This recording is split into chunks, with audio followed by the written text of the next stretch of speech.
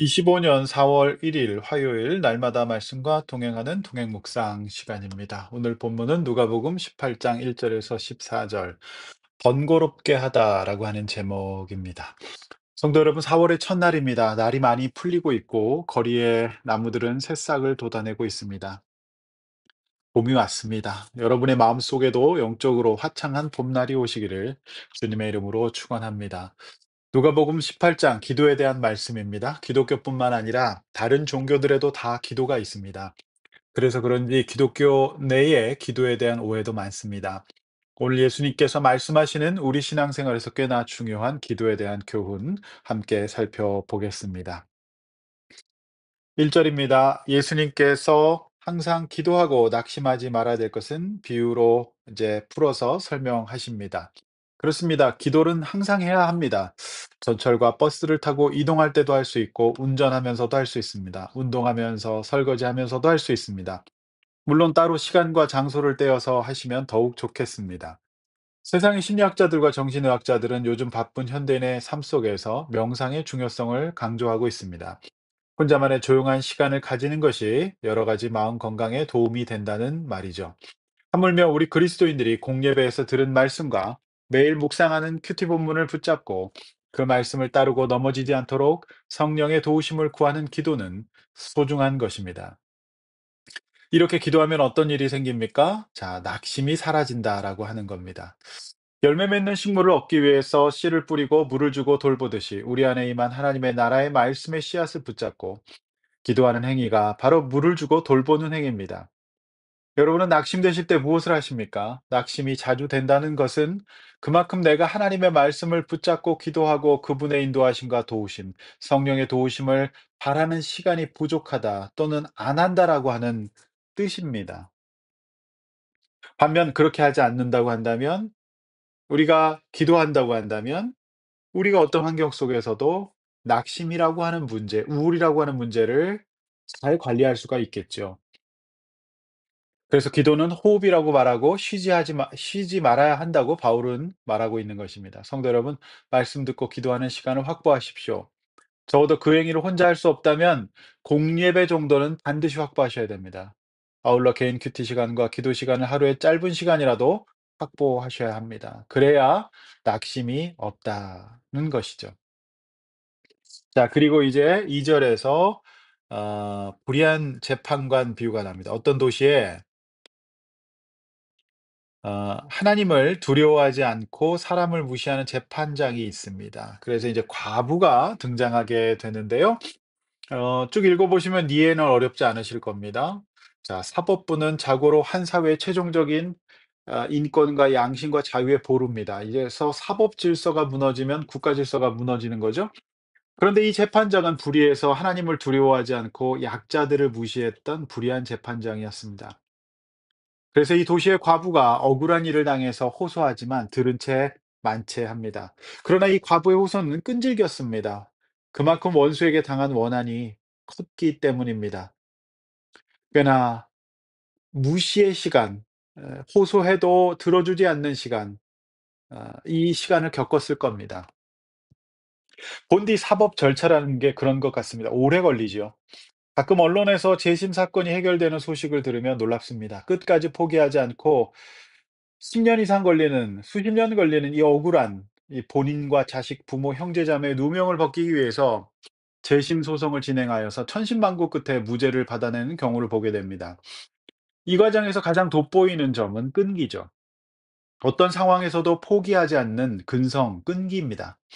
오늘 본문의 과부 역시 그랬습니다. 그러자 재판장은 그녀의 끈질김을 아, 감당하기 싫어서 그 원한을 풀어준다라고 하는 겁니다. 그래서 5 절에 나오죠. 그 원한을 풀어주라. 그렇지 않으면 나를 괴롭게 하리라. 이 비유를 통해서 예수님이 말씀하시는 것이 무엇입니까?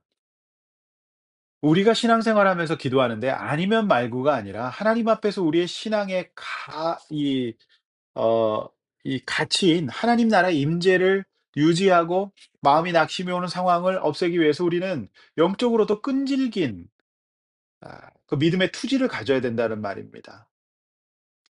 조금 하다가 상황이 좋아지지 않거나 은혜가 안 된다고 힘들다고 그만두는 경우가 있습니다. 그러면 안 되죠.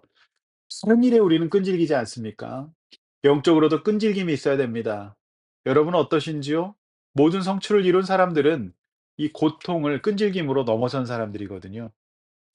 따라서 끈기가 필요합니다. 근성이 필요합니다. 그래서 7절 8절 말씀을 하신 겁니다.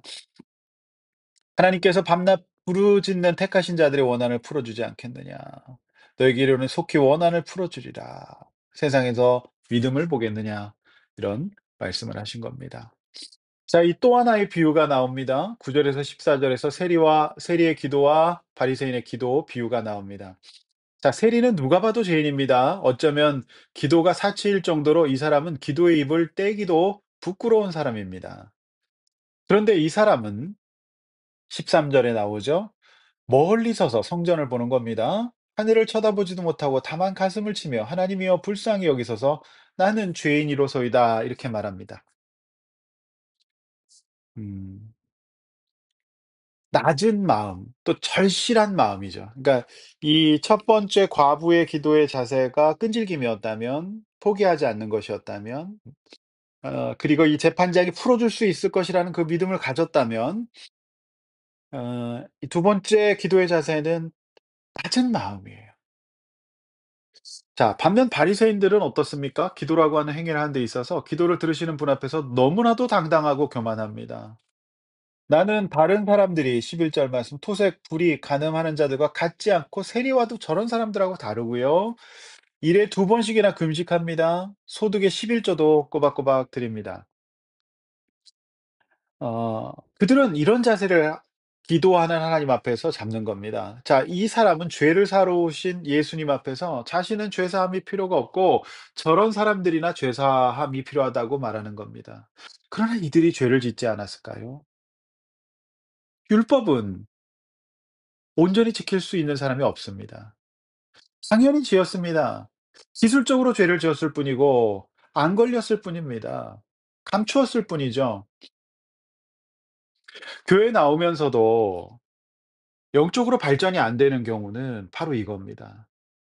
자신이 복음이 필요한, 즉 죄 사함이 필요한 구원받아야 될 죄인이라는 그 마음으로 하나님 앞에 교회 나오는 것이 아니라 그냥 '여기서도 나는 괜찮다. 나는 그냥 신앙생활 흉내를 내고 형식을 갖추고 예의를 갖춘다.'라는 식입니다. 교회에서도 인정받기 위해서 형식은 잘 지킵니다. 다른 사람들이 보는 게 중요하니깐요. 심지어 헌금도 잘합니다. 그러나 그 안에서 위에 보신 불의한 재판장 앞에서 끈질기게 구었던 과부의 절박함이나 그 세리와 같은 겸손함, 친절함 이런 게 없어요. 너무나도 당당해요. 성경 말씀이 선포되어도 그 말씀은 나에게 해당 사항이 없다고 생각하는 겁니다. 따라서 기도란 형식보다 중요한 것이 그분 앞에서의 자세라는 것을 우리는 본문을 통해 깨닫게 됩니다. 성도 여러분, 음, 여러분의 신앙생활, 여러분의 기독교, 그리고 여러분의 교회 생활, 이것이 온전하게 되려면 가장 중요한 점이 이 점입니다. 내가 얼마나 하나님 앞에서 가증스러운 죄인인지, 어린아이 같은지, 내가 얼마나 구원이 필요한 사람인지, 이런 절박함과 감히 눈을 들어 쳐다보지도 못하고 가슴을 치는 기도의 자세가 있어야 합니다. 이래야 신앙생활이 됩니다. 만일 우리가 바리새인 같다면 그 사람은 어제 본문에서 우리가 살펴본 바와 같이 한 사람은 데려감을 당하고 한 사람은 이 땅에 버려지는 심판의 저주를 받을 것입니다. 부자가 죽고 나서 그토록 거지 나사로를 부러워했던 그 일을 당하게 될지도 모릅니다.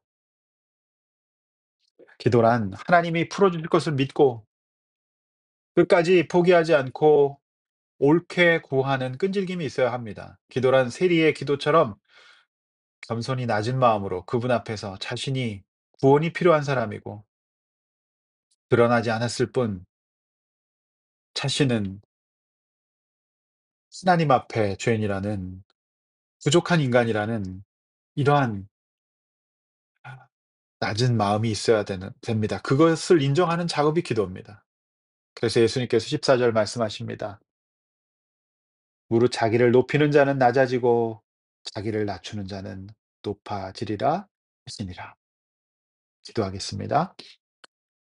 하나님 아버지, 구원받지 못한 사람, 자신이 얼마나 복음이 필요한 사람, 대속 그리스도의 죄 사함이 필요한 사람이라는 것을 인식하지 못한 사람은 교회를 나와서도 쉽게 상처받고 쉽게 다른 사람 판단합니다. 정죄할 겁니다. 바로 바리새인들이 그랬기 때문입니다. '나는 저렇게 살지 않는다.' 그리고 물에 끓음같이 감정 조절을 못하고 어린아이처럼 살 것입니다.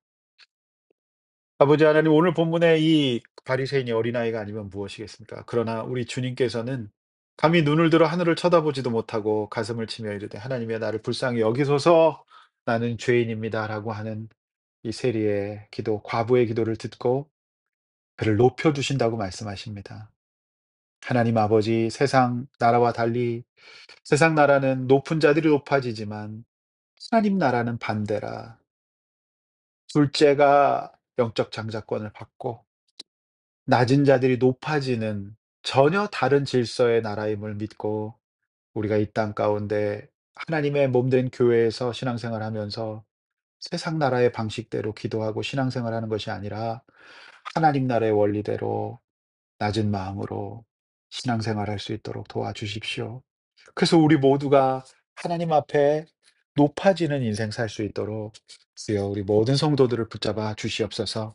예수님의 이름으로 간절히 기도하옵나이다. 아멘.